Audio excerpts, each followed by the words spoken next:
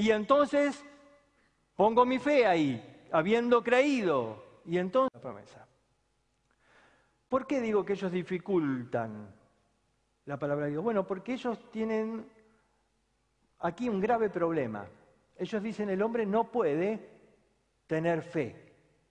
Dios te tiene que dar la fe, Dios te tiene que dar vida, porque estás muerto. Y un muerto, dicen ellos, no puede creer.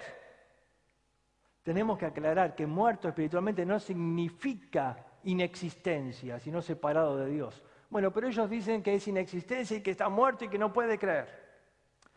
Entonces, ellos van a Efesios 2:1, que dice, Él nos dio vida cuando estabas en vuestros delitos y pecados. Y recién en el versículo 8 dice que somos salvos por medio de la fe. Ellos dicen, ve, Dios te da vida primero y después tenés fe. Entonces ellos, para poder explicar este punto, han tenido que inventar lo siguiente, que la regeneración es previa a la fe.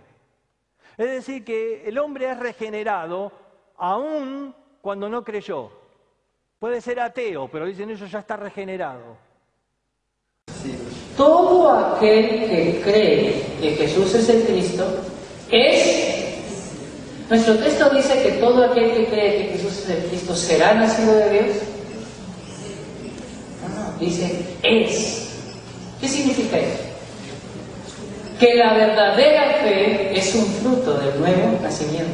Que Dios primero nos hace nacer y el que es nacido de Dios va a creer que Jesús es el Cristo. Ahora, esto no significa que tú naces de nuevo un día y después de 3 años vas a creer. La obra de Dios es una obra sobrenatural que sucede en un instante. El hombre es regenerado aún cuando no creyó. Puede ser ateo, pero dicen ellos ya está regenerado.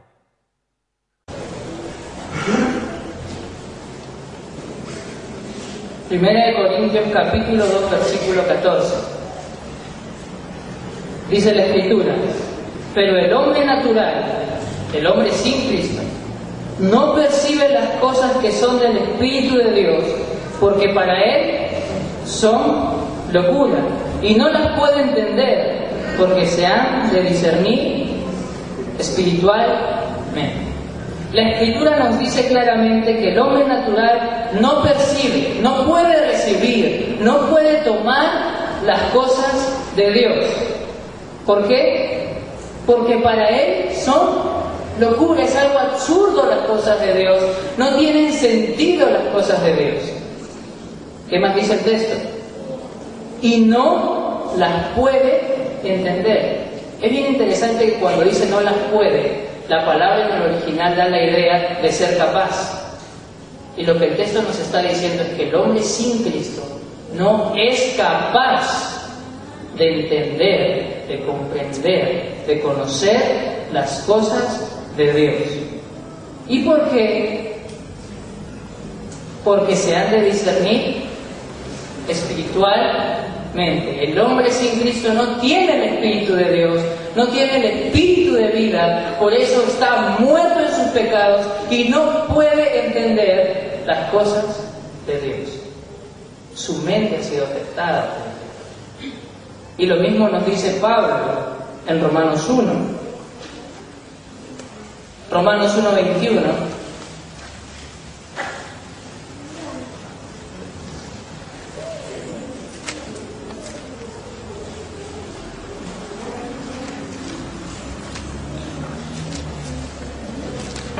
Dice la Escritura, pues habiendo conocido a Dios, no le glorificaron como a Dios, ni le dieron gracias, sino que se envanecieron en sus razonamientos, y su necio corazón fue entenebrecido.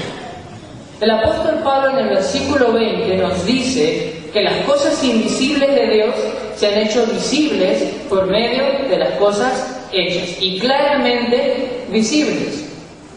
Eso es asombroso, eso es maravilloso. Dios mostrando su gloria a través de la creación. Dios mostrando su hermosura a través de las cosas hechas.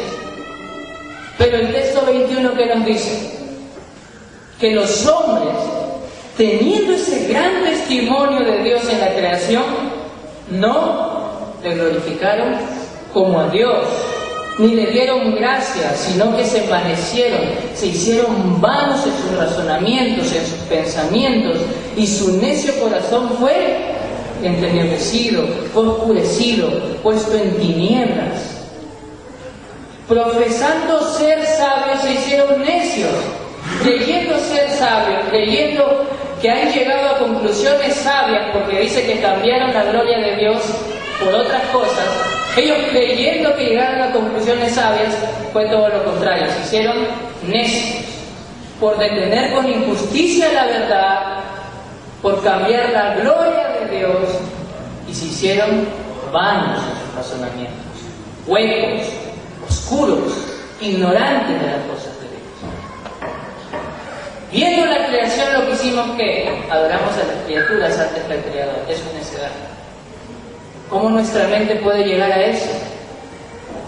Y lo vemos hoy en día, personas que estudian la creación, estudian las cosas, los animales, todas las cosas, y en vez de llegar a la conclusión de que todo fue hecho por Dios, ¿qué dicen? Que esto es producto de la evolución, de una explosión, etcétera, etcétera, etcétera. ¿Por qué?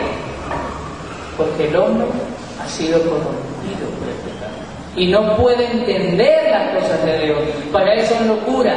Y los salmos dicen que en el malo no hay Dios en ninguno de sus pensamientos. Por lo tanto, ninguna de sus conclusiones y razonamientos va a glorificar a Dios. Pero no solamente la mente del hombre ha sido afectada por el pecado, sino sus propios deseos. ¿Qué es lo que dice Juan 3:19?